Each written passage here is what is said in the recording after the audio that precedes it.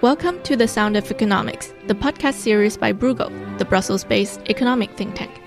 I am Yu Yun Zhan, host of our monthly podcast, Zhonghua Mundus, that brings you recent updates about China's economy. We're sitting in the Bruegel Library, which is also our podcast recording studio, and it's a full house today. Firstly, we have always my co-pilot in this project, Alicia Garcia Herrero, Bruegel Senior Fellow. Good to see you again, Alicia. Very nice to see you today, in person. Yes, indeed. We also have Theo Storella, also from Bruegel, working on China's political economy. So nice to have you here, Theo. I think this is the first time that you ever appear on Bruegel's podcast. I hope this will be the beginning of many times in the future. Thanks so much. Great to be here, Yun. And last but not the least, we are thrilled to have Maurice Rudolph, fellow from the Polzeit China Center of Yale Law School. And welcome to The Sound of Economics. Thanks for having me. Today, we want to look at China's role in global governance. While most people are familiar with the Belt and Road Initiative, China's foreign policy has expanded to a much wider scope, focusing on the development, but also civilizational and security aspects. Alicia and Theo, also Pauline Weil, have recently co-authored a paper on China's influence in the United Nations. And in first part of the paper, they compare which China's global narratives have become embedded UN discourse compared to Western narratives. Theo, could you walk us through the main narratives China promotes at the UN, and how do these initiatives like Belt and Road Initiative reflect China's broader foreign policy goals? Right. So China has had a flurry of global initiatives of late, but throughout its history at the United Nations, since it replaced Taiwan in 1971, it's had global initiatives that sort of underpin its view of international affairs. Some of the more noteworthy ones might be the Belt and Road Initiative, but for this investigation, we expanded that to not just the Belt and Road, but also to the Shared Future for Mankind, 人类命运共同体. And then we also went into the global civilization and security initiatives. All of these are ways that China articulates its view of international affairs and sometimes puts tremendous funds at the disposal of these initiatives as well. Right. Could you elaborate a bit on the civilization initiative? That's one of the most important ones, right, as you mentioned? Sure. So just to go through them, we have the Global Civilization Initiative, the 全球发展倡议, which is the Global Development Initiative, and then we also have the 全球安全倡议, which is the Global Security Initiative. So the first of the three was brought out in 2021, the Global Development Initiative, actually at the United Nations. The purpose of it was to basically secure the Sustainable Development Goals of the United Nations and forward them, and to perceive development as a human right.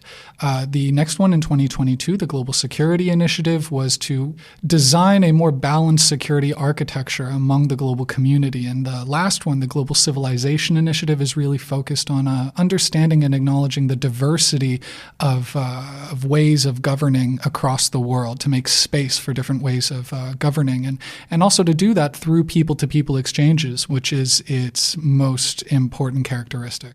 You also compared this with some of the initiatives that Western economies have brought up. What are your main findings there? Are Chinese initiatives winning over on the narrative side? Right. So I would not talk in terms of winning and losing. I would just talk in terms of notoriety, which is what we were measuring in this study. And what we found is that among Chinese initiatives, you have the Belt and Road Initiative that is more often cited than any other Chinese initiative to date. And when you compare the citations of Chinese initiatives in United Nations documents, that's what we're measuring, to the citations of Western initiatives in United Nations documents, you find a glaring difference between the Belt and Road success and all other initiatives, Chinese or Western. But when you go deeper, once you look into Western initiatives compared to the smaller Chinese ones, for example, the Security Initiative, Civilization and Development Initiatives, they feature at about the same rates. There's not actually a gigantic cleavage between them. And beyond that, we looked into the countries that these initiatives are linked with. And what we found is that when you look paragraph by paragraph, which countries are mentioned alongside which initiatives, the Chinese initiatives are incredibly self-referential and mention China more than just about any other country, whereas in the Western initiatives, you find a lot more dispersion in the types of countries that are mentioned. It could be partnership countries. It could be the initiators or the countries that launched them, but it's more diverse than what we found in Chinese initiatives. So who are writing these documents? It's like the UN agencies, right? But then have you also looked into the personnel or the staff behind, like why is the Chinese initiatives being referenced much more and then more self-referencing?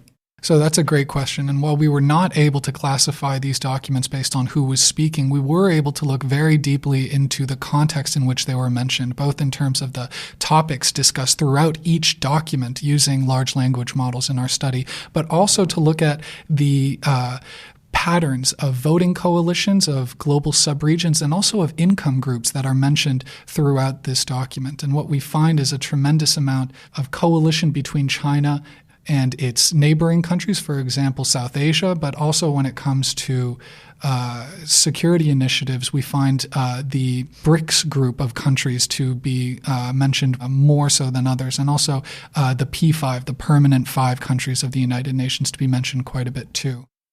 But you make an important point. We were not able to distinguish quite who was speaking in each of these documents, and we were unable to make that link to what that might mean.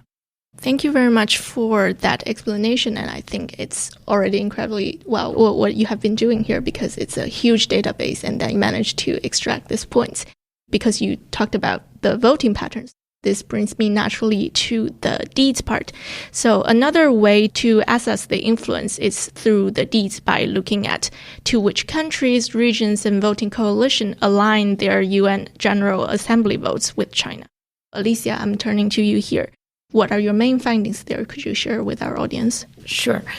So first of all, I think just to link these words, meaning the narratives, to voting, I guess that the narratives are there in a way to influence the UN in many, many ways, but certainly for voting. So, we actually wanted to see, are these narratives increasing the alignment of UN members on the actual voting? And I think 2 things to reflect upon. First is that, we find that China, in a way, alignment with China, and that doesn't mean China's influence, it's just alignment, is very high across the board since 1971.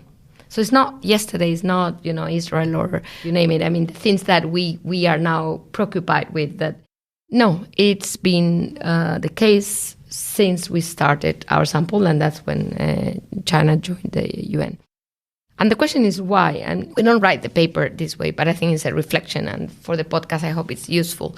There's 2 ways to look at it. First is China is increasing its economic power.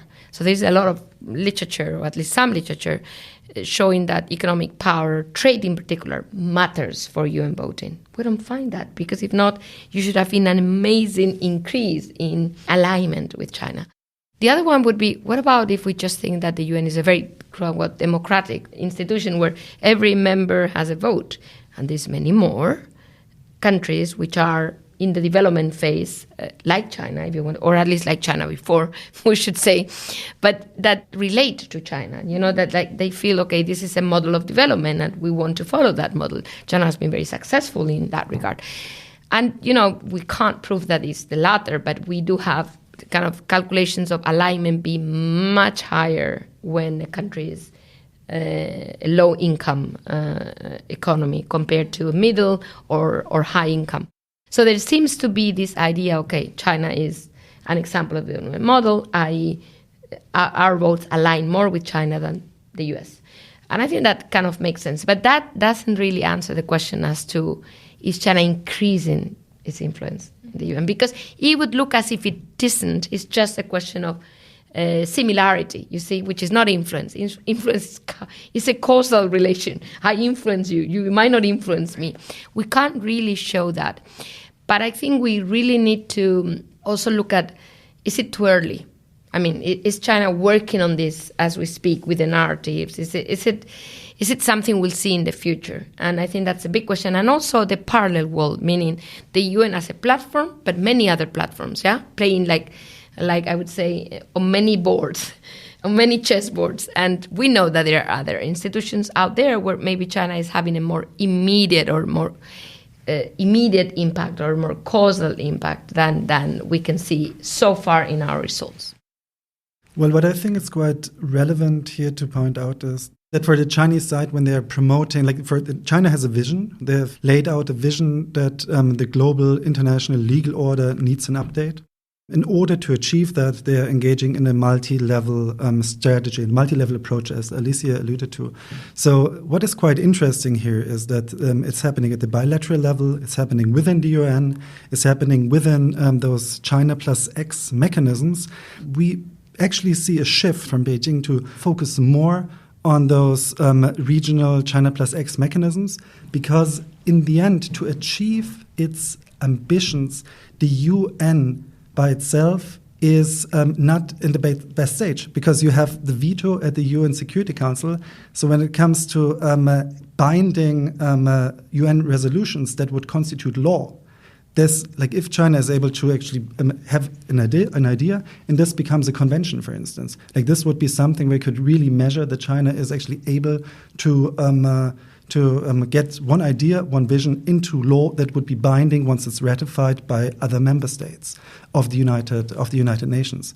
And what is quite interesting is for the Chinese approach, and this affects any other country, be it in Europe or be it in the United States or wherever, that China uses this multi-level approach to actually discuss among, for instance, countries in the Middle East, questions of AI. They have their own AI initiative. They have the same debates with countries from Latin America. They have the same debate or similar debates with states in Africa. So out of this, regional interactions as a next step, you could see that the UN could serve as a platform to engage in international standard setting. But we are at a very early stage of this, because we don't have a lot of examples where you could say, okay, this is actually China's domestic idea to regulate AI, or this is China's vision for a future of space or outer space and so on. And we see then the UN member states come together and this turns into a UN resolution. But I'm actually quite pessimistic that with the current geopolitical environment, the UN can actually fulfill this function. We're more moving towards a fragmented world where China is able to utilize the UN, but at the same point of time being aware of this fragmentation to have a legal standard that applies for everyone, because the United States will definitely veto it and other countries would also veto it. But still, you can build up a network, and you kind of a regional, a standard that would be regional, and maybe it will extend to the Middle East or to Africa in one area, but in another area it won't. And this is something that reflects on anyone who wants to be a global standard setter. This is a strategy what the Chinese side is applying, and that people in any capitals should take note of. Do you think that's a smart move? As you say, the world is increasingly fragmented. Do you think by uniting at least the original, part of the members, to have some friends countries that will set the standard and then maybe move to a more international stage?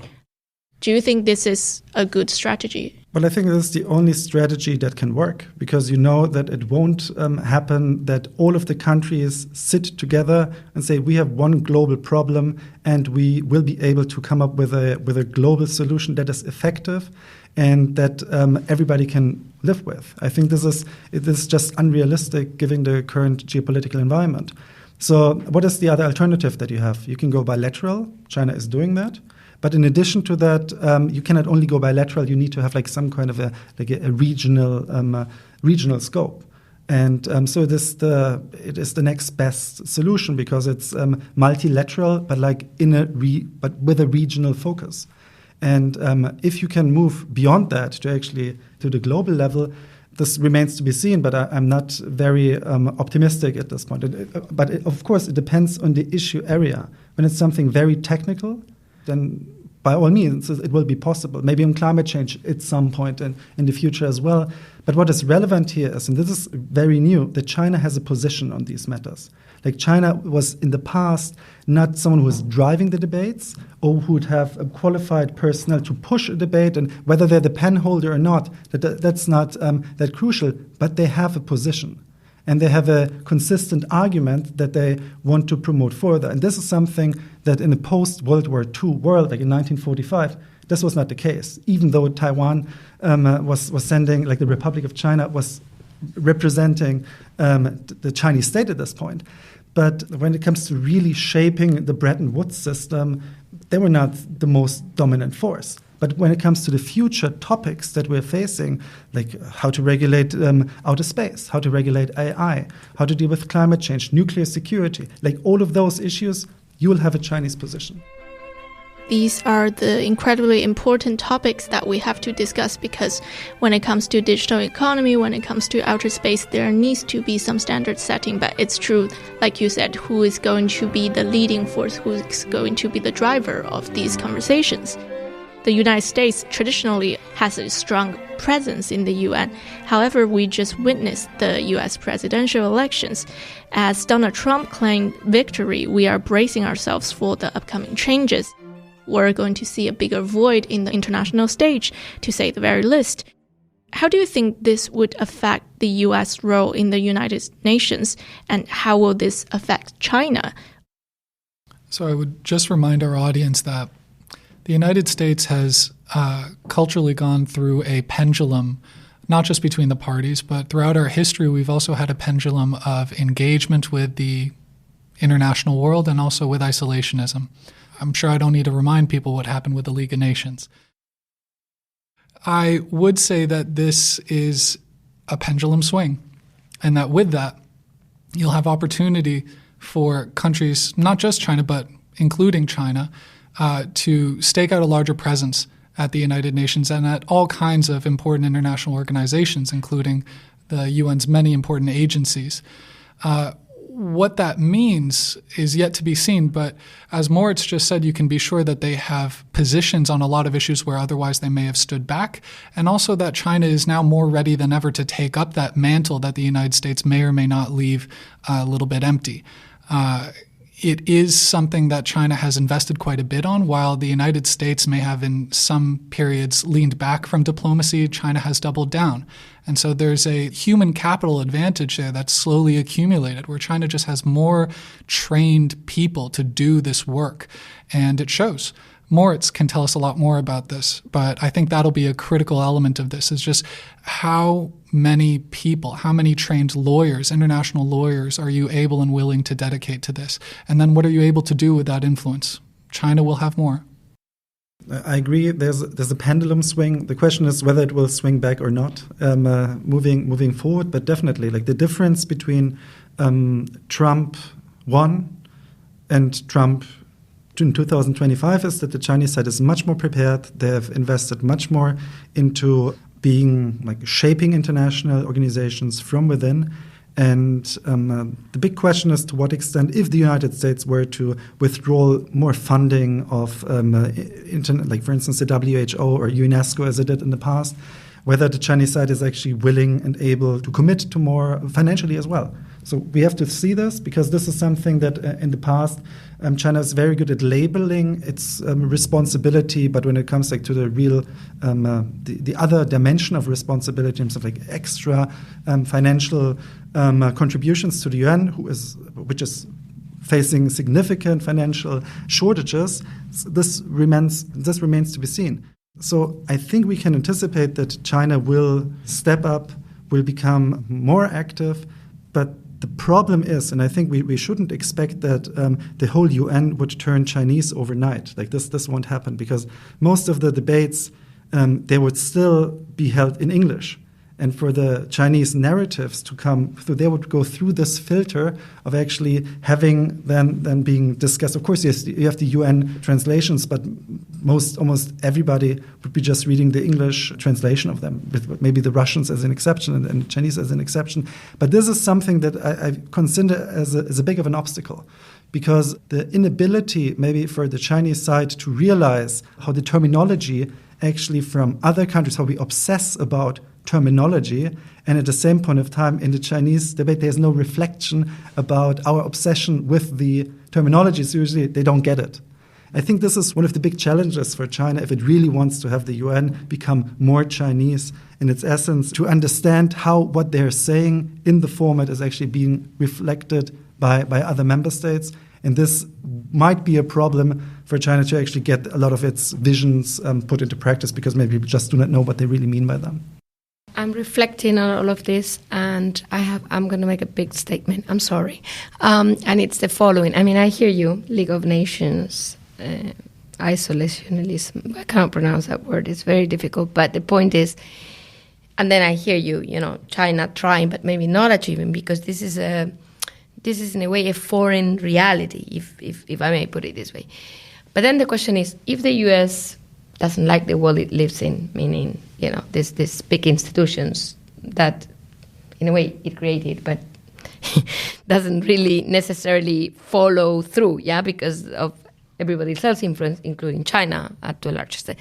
Then the question is, what if the U.S. just gives up, but also China? Because, we are assuming that the U.S. kind of goes or leaves the space and China takes it. But if it's so hard and the U.S. leaves the floor, China might leave the floor as well.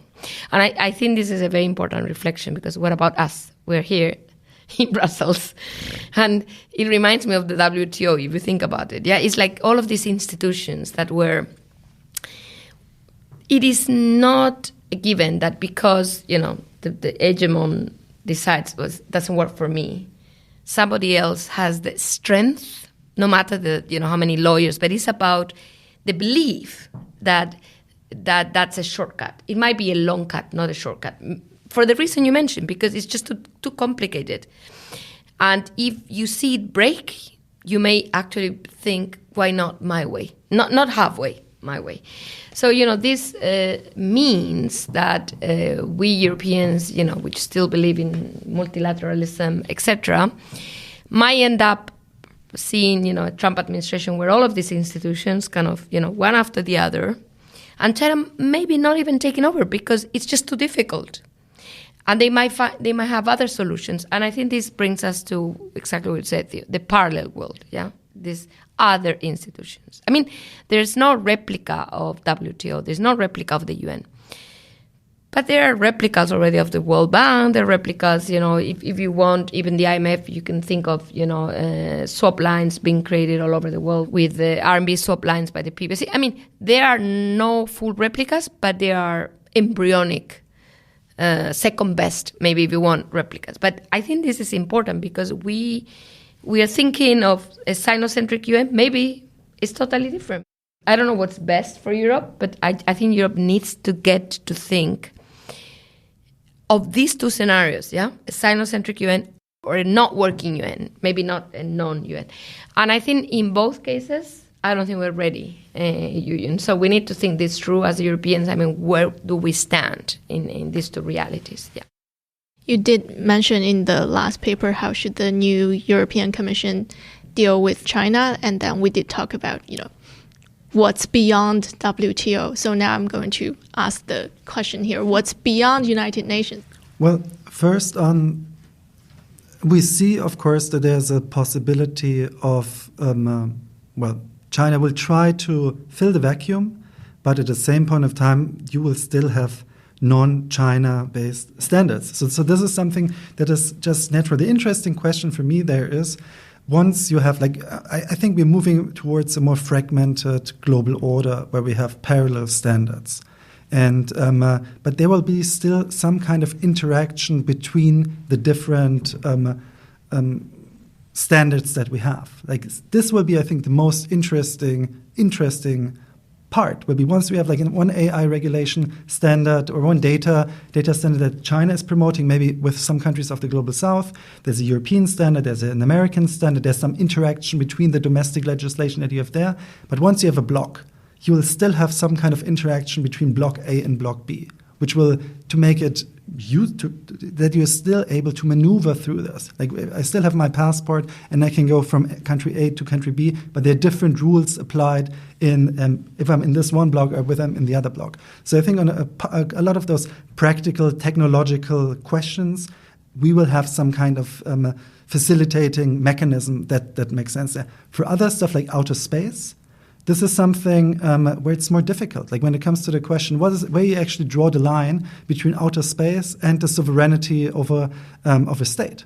Like with the balloon incidents, we had exactly this issue where the American side said, well, this is our territory. And the Chinese side said, no, this is it's outside of it. But nobody knows where to draw this line. And those are debates that in the end this will be decided by how many countries will be following this view and by the practice, opinion use and the practice. So in the end, this is just like a normal procedure. At some point we will have this standard, but I think we're moving into this direction. There won't be no legal order. It will be just messy. You will have different standards for some time, and then you will have some kind of, it will balance it out, itself out somehow. But I think one of the big shifts is that for the Chinese side, you will have a Chinese domestic vision, and this will be more applied to the international level. And some countries will join it, others won't. It won't be, the whole world won't be just like China. But you will have a bigger influence of China in across the board. So then does this become an alliance game? And say China is developing its own standard and then trying to recruit friendly countries to join. At the same time, maybe the EU is also trying to do something of similar sort. What I want to say is that we are not in the club membership strategy here in Europe. We are still in multilateralism. China is in the club membership strategy, but playing with multilateralism. They're playing two games. If the world goes, as Moritz says, into fragmentation, we need members for our club. We really do. And therefore, I think what we need to think about is Global Gateway or any other initiative designed as a club. I don't think we design things as a club. Not even Global Gateway is a club. Because for China's membership, I'm not saying that they oblige their members not to be in another club. I mean, think about Erdogan being invited to the BRICS. You're welcome. Yeah. But in a way, there is an intent that our club will grow, your club will shrink. There is this, in a way or another, in influence or in membership. We're not there because we believe in multilateralism. So the question is, for how long can we do this? If the game is, as Moritz said, fragmentation, we're not in the right game. I'm sorry to say. I know that this is scary, but I think we need to think at what point in time, and this might be the Trump presidency, maybe we just get it. We just realize that we cannot be the only ones pushing for this. But it is a very important issue because if we realize this is going nowhere, then the fight, I would call it, for partnerships starts right away, in a minute.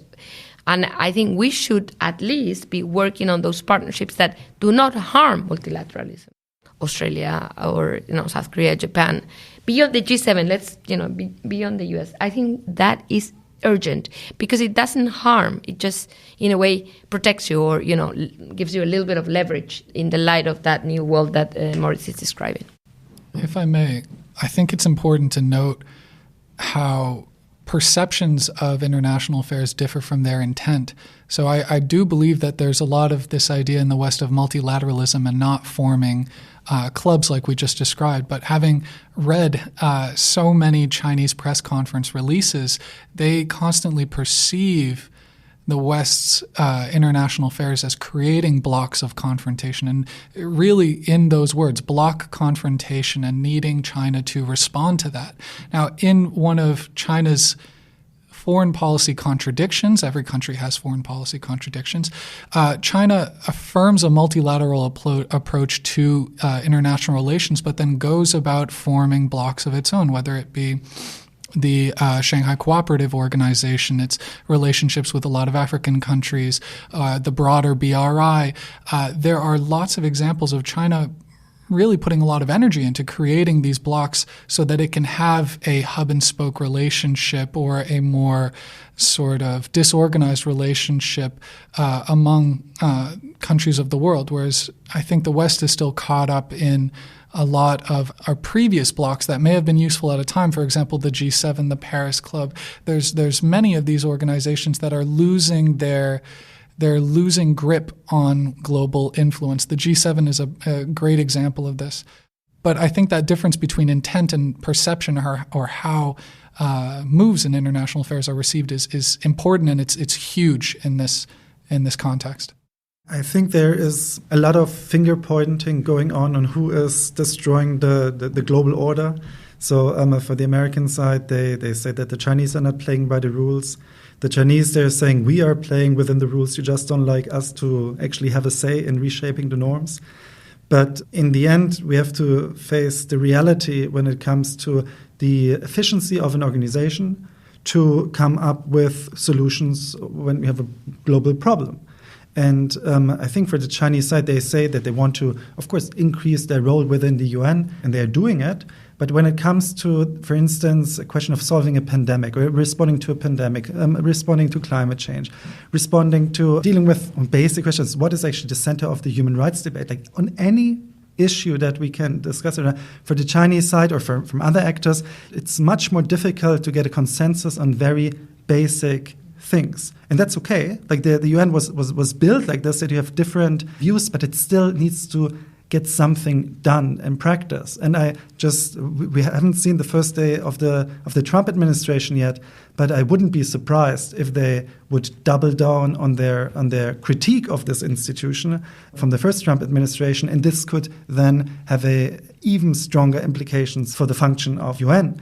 And then for the Chinese side, what does it mean? Like as all of you pointed out, like China is engaging in a multi-level approach. They can say that they are supporting the UN. They are supporting the UN. But at the same point of time, you have those regional China plus X mechanisms, and you have the bilateral level. You have so much investment into becoming a global actor and in being able to move like between the regional and the bilateral and the multilateral UN level that it's just this big wave coming from China, which is the new thing. We just do not know yet to what extent this will be accommodated by the status quo powers. And this is something we'll see. I think that the Donald Trump election will make this definitely much more intense. But even then, you will have some kind of global interactions among states and standards, and this will still be going on. But whether the UN is, for the Chinese, and I said this before, like just right now, more about gaining legitimacy by saying we are actually playing within the system by the rules. This is the UN. You set this up. You just don't like us being better at your own game. I think this is something that what we're seeing to some extent, because in the end, by giving the legitimacy on the one side, you're not by itself changing the global order. This is just like one part of this. And I think the Chinese side, they know this, so they can approach this, have this multi-level approach. I think this is very important. We recorded our event, and there was this question, what does China want about the UN? Yeah, what does China want out of the UN? And I think, your legitimacy answer, which I didn't kind of, but I felt, okay, it's maybe not enough. But now hearing you, and I want to clarify that, yes, absolutely, because it's not that China doesn't want to change the global order. I'm convinced that China wants to change the global order, full stop. I mean, I'm sorry, but I think we have enough evidence to. And there's nothing wrong with it. I mean, it's like others have changed the global order before, so it's not that I'm contending or anything. But you're right, maybe they know it's not the UN. You see what I mean? Like, I think they may feel that the UN is a way to put them on a level that might make that possible, which doesn't mean they need to do it through the UN. So I wanted to clarify that. I fully agree with that. One word, because I want to finish with a positive note on Europe, because frankly speaking, it's hard. But one thing that I was surprised when Theo ran all of this, LLM models and all of this, wow, I mean, the most successful initiative from the West that we could identify was this global compact for migration, which comes from Switzerland and Mexico. No, it's not even a Western initiative. Well, it's West Mexico in ways, but, wow, taken by Germany, like pushed by Germany. And, I thought, wow, this is quite interesting because it shows that when there is, put it this way, when something is really of relevance, it was very relevant for Mexico. It became very relevant for Germany. This was at the time of the Syrian refugee crisis. Wow, it means you can actually make a difference without the money behind the BRI, without the means, just because there is a conjunction of interest between Global South and the West. So can we replicate this? This is my question to Europe. Can Europe come up with ideas that really matter for the Global South, that are really relevant, and push them with a different sound, maybe, than Global Civilization Initiative, you name it, that really includes the Global South in a different way? So, I think it would be good if people actually looked at that initiative in detail and why it worked, to just draw lessons, and see whether we can do this again, whether we can have new ideas for the UN from Europe. Because the gap that Trump is going to leave is not only for China. We should also, as Europeans, think, okay, what can we do in the light of that gap? What's our role in this institution? So I think our analysis shows that there could be a role. We just need to think of the right initiatives to do so. Thank you very much all for this interesting conversation. I am Yuyun Zhan, and I'm with Alicia Garcia Herrero and Theo Storella, essentially our China team here at Bruegel, and Moritz Rudolph from the Yale Law School. For listeners, you can find all our research on China at bruegel.org and sign up for Zhonghua Mundus. The paper that Theo and Alicia wrote about China's role in the UN just came out, and then we also had an event about this, so you can find all this in the show notes. Until next time, bye-bye.